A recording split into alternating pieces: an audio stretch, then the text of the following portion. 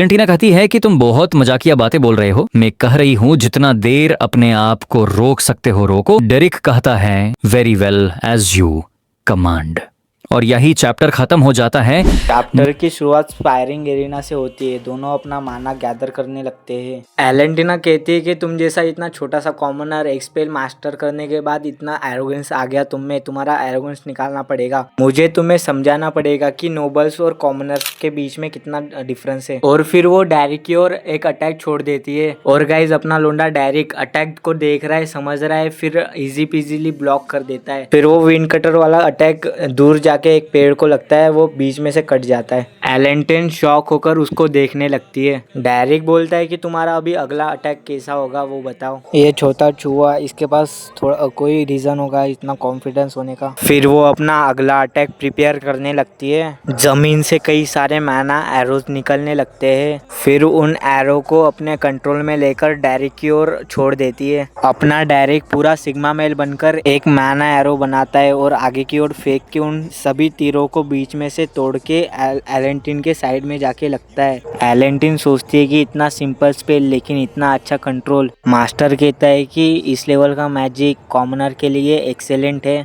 एलेंटिना कहती है कि मैंने इसको बहुत ही अंडर एस्टिमेट किया, इस बार मैं सीरियस होकर अटैक करूंगी। ऐसा बोलकर वो स्पेल कास्ट करने लगती है। डेरिक कहता है कि इसने अपनी स्ट्रैटेजी बदल दी है, ये मेरे पे अटैक नहीं कर रही, ये पूरे स्पायरिंग एरिना पे हमला कर रही है। वो सोचता है कि नोबल के लिए इस लेवल की अडेप्टेशन इम्प्रेसिव है। एलेंटिन बहुत सारे फायर एरोज समन कर लेती है और डेरिक की ओर लॉन्च कर देती है। डेरिक बोलता है कि मैं इसको डॉच नहीं कर सकता और बैरियर बना देता है। वो सभी फायर एरोज बैरियर को जाके लगते हैं और फिर स्पायरिंग एरिना में धुआं हो जाता है। प्रिसाइसली डेरिक सामने की ओर देख रहा होता है, लेकिन एलेंटिन आइस पियर लेके डेरिक के सामने ही होती है और डेरिक बोलता है भाई मैं इसको ब्लॉक नहीं कर सकता। फिर वो चुटकी बजाता है, पूरे स्पायरिंग एरिना में ब्लैक एंड व्हाइट हो जाता है। एलेंटिन बोलती है मेरी आंखें। वो अपना बैलेंस ठीक करती है। फिर वो बोलती है ये बास्टर्ड किधर गया, मैं उसको नहीं देख पा रही। फोकस करो एलनेट, अगर मैं सही से सुनूंगी तो जल्दी रिएक्ट कर पाऊंगी। लेकिन तभी उसके साइड से माना एरो निकलता है। बोलती है कि अभी मेरे साइड से कुछ निकला, मैं इसमें कुछ रिएक्ट ही नहीं कर पाई, डोंट टेल मी। उसके सामने ही डेरिक हमला करने के लिए रेडी होता है। फिर वो एक और बार